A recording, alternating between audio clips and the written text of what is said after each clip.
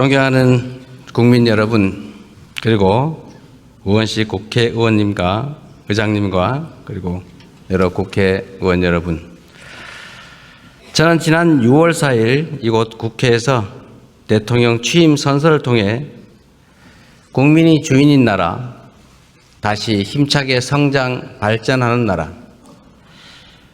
모두 함께 잘 사는 문화가 꽃피는 나라, 그리고 안전하고 평화로운 나라를 만들겠다고 약속드렸습니다. 무너진 경제를 회복하고 민생 경제를 살리는 일은 지금 우리가 해결해야 할 가장 시급한 과제입니다. 요즘처럼 저성장이 지속되면 기회의 문이 좁아지고 경쟁과 갈등이 격화되는 악순환에 빠지게 됩니다. 새로운 성장 동력을 만들고 성장의 기회와 결과를 함께 나누는 공정성장의 문을 열어야 양극화와 불평등을 완화하고 모두가 함께 잘 사는 세상으로 나아갈 수 있습니다. 자본시장도 정상화해야 합니다.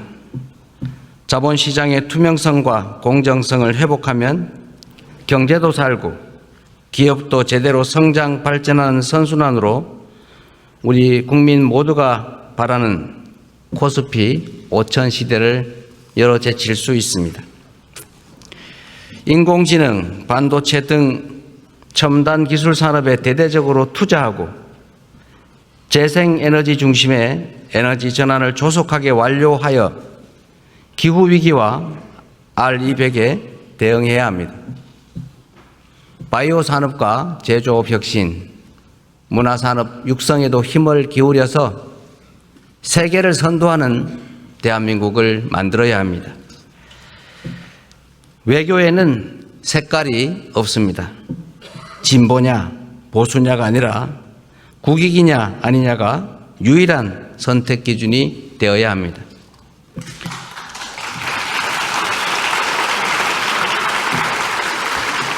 감사합니다.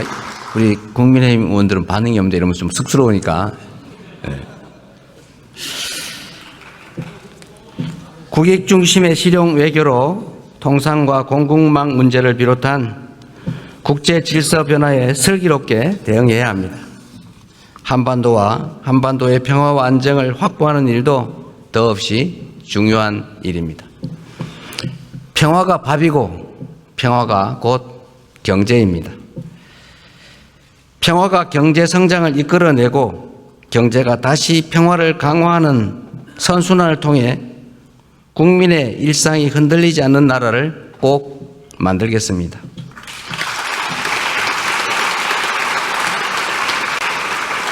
이 자리를 빌려 국민 여러분께 간곡하게 협조 요청을 드립니다. 새로운 나라, 진짜 대한민국을 만드는 일은 대통령 혼자 또는 특정한 소수가 할 수 있는 일이 아닙니다. 예측 가능하고 합리적인 사회를 만들기 위해서는 우리 모두가 최소한의 합의를 꼭 지켜야 합니다. 규칙을 어겨서는 이익을 볼 수 없고 규칙을 지켜도 결코 손해보지 않는 그런 공정한 사회를 만드는 일 역시 모두의 협력 없이는 불가능합니다. 공정하게 노력해서 일궈낸 정당한 성공에는 우리 모두가 박수를 보내는 그런 합리적인 사회를 꼭 만들어야겠습니다.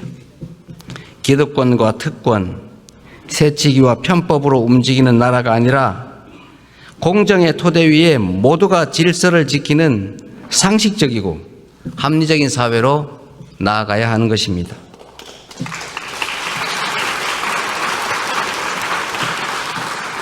새로운 사회로 변화하는 과정은 고통을 수반하지만 건물을 걷어내야 씨를 뿌릴 수 있습니다.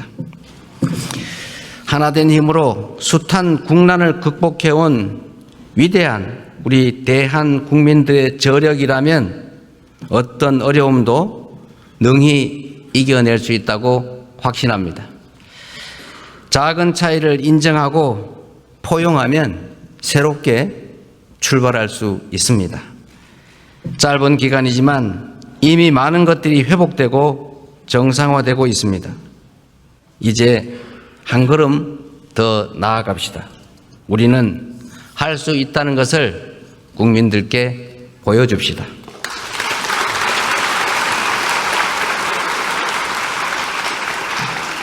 존경하는 국민 여러분, 그리고 더불어민주당, 국민의힘, 조국혁신당을 포함한 국회의원 여러분, 오늘 저는 정부가 추가 경정 예산안을 편성한 이유와 주요 내용을 직접 설명드리고 국회 협조를 구하고자 이 자리에 왔습니다.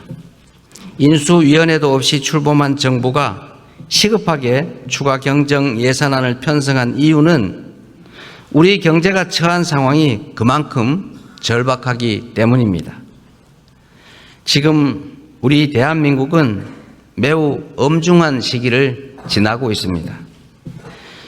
수출 회복이 더딘 가운데 내수마저 어려움을 겪고 있습니다.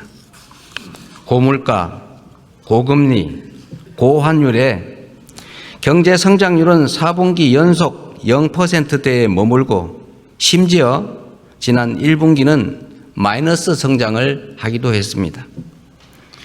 중산층의 소비 여력은 줄어들고 자영업자들의 빚은 더 이상 감내할 수 없는 수준에 이르고 있습니다.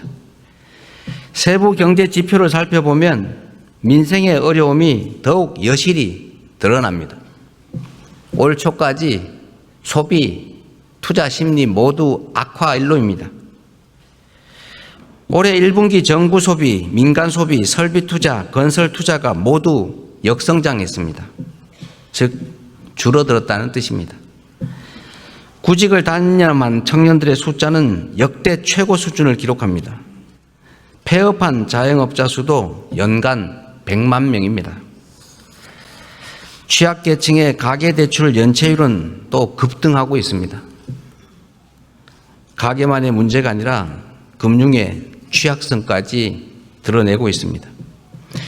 코로나 팬데믹도 견뎌낸 우리 경제가 지난 3년간 너무 심각한 위기로 빠져들었습니다.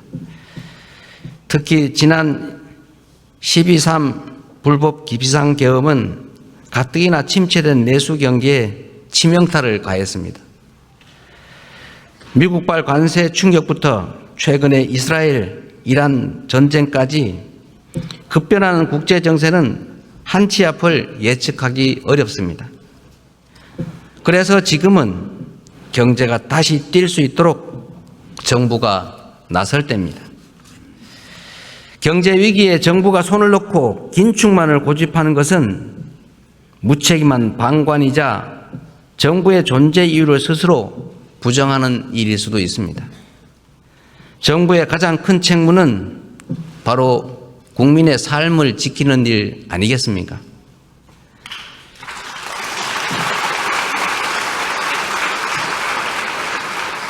국민의 삶을 지키는 정부, 그리고 위기 앞에 실용으로 답하는 정부라야 합니다.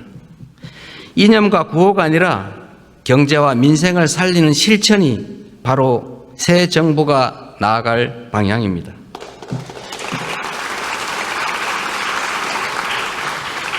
국민 여러분, 그리고 국회의원 여러분, 경제는 타이밍이라고 합니다. 지금이 바로 그 타이밍으로 생각됩니다. 저는 취임 첫날 첫 행정지시로 비상경제점검 TF를 구성하고 경기 침체 극복과 민생 회복을 위해서 30조 5천억 원 규모의 추가 경정 예산안을 편성했습니다. 신속한 추경 편성과 속도감 있는 집행으로 우리 경제, 특히 내수 시장에 활력을 불어넣는 것이 중요하다고 판단했습니다. 경기 회복의 골든타임을 놓치지 않도록 국회에 적극적인 협조를 부탁드리면서 추가 경정 예산안 세부 내용을 설명드리겠습니다. 첫째, 심각한 내수 침체에 대응하기 위해 소비 진작 예산 11조 3천억 원을 편성했습니다.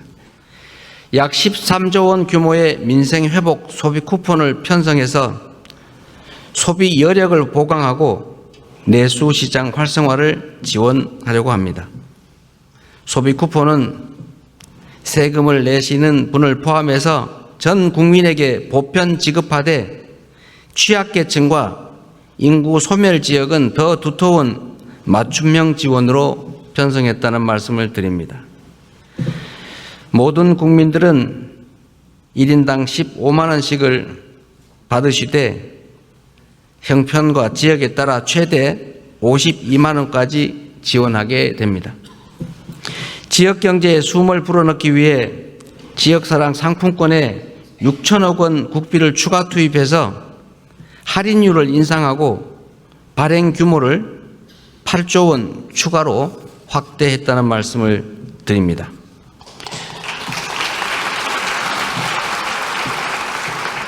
소비 쿠폰과 지역사랑 상품권은 지방을 더 지원한다는 새 정부의 철학에 따라 지방에 더 많은 국비를 편성했다는 말씀을 드립니다. 둘째, 경기 활성화를 위한 투자 촉진 예산 3조 9천억 원을 편성했습니다. 철도, 도로, 항만 등 집행 가능한 SOC에 조기 투자하고 침체된 부동산 PF 시장에 총 5조 4천억 원의 유동성을 공급하는 등 건설 경기를 살리기 위한 예산을 담았습니다. AI와 신재생 에너지 관련 투자를 확대하고 벤처 중소기업 모태펀드 출자 등 1조 3천억 원의 자금 지원으로 대한민국 성장 동력을 되살리고자 했다는 말씀을 드립니다.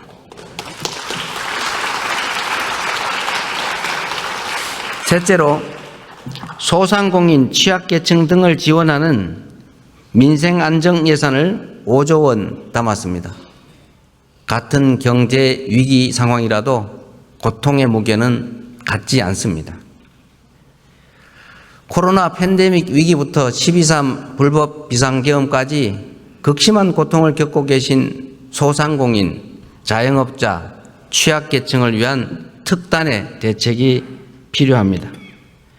새 정부는 빚을 갚을 여력이 없는 취약차주 113만 명의 장기 연체 채권을 소각하겠습니다. 7년 이상 연체된 5천만 원 이하 채무를 정리해서 사실상 파산 상태로 상환 능력을 상실한 분들이 다시 정상적인 경제 활동에 복귀할 수 있는 기회를 부여해 드리려고 합니다. 성실하게 상환 중인 소상공인 여러분들에게는 분할 상환 기간을 확대하고 이자를 추가 감면할 것입니다. 폐업 소상공인의 재기 지원을 위해서 폐업 지원금도 인상합니다. 구직급여와 국민 취업 지원제도 확대 등 고용 안전망 구축에도 1조 6천억 원을 편성했습니다.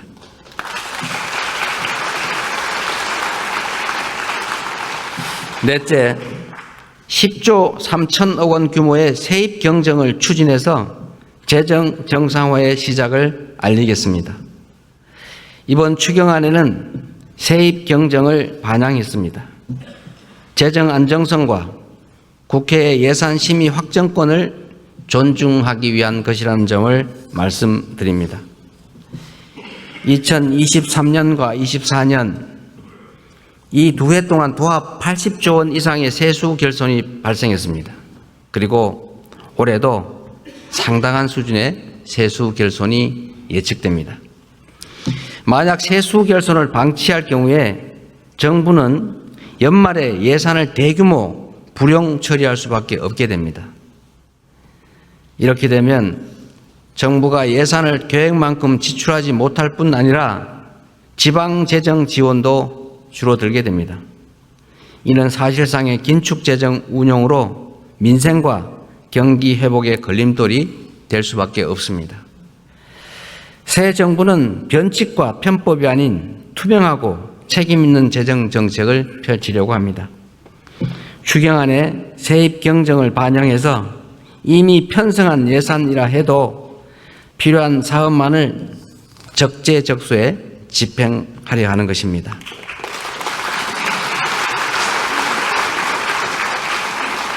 존경하는 국민 여러분, 우원식 국회의장님, 그리고 국회의원 여러분, 경제와 민생을 살리는데 여야가 따로 있을 수 없습니다.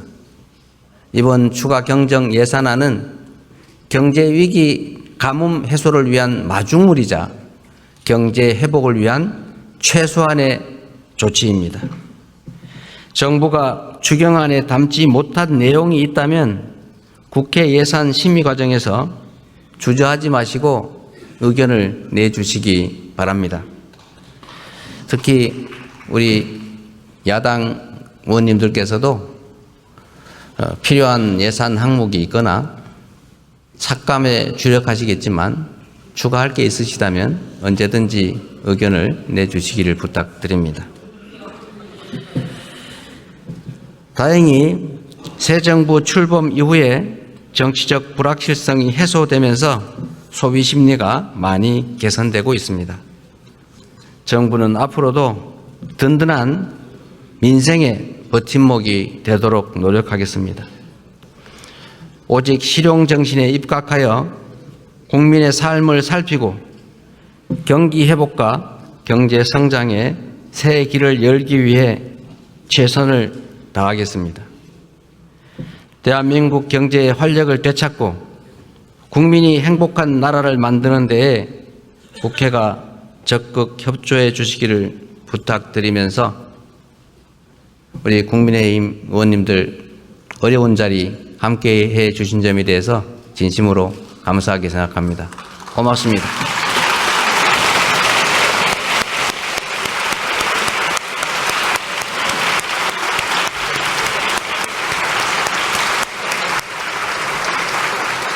저하고 압수하는.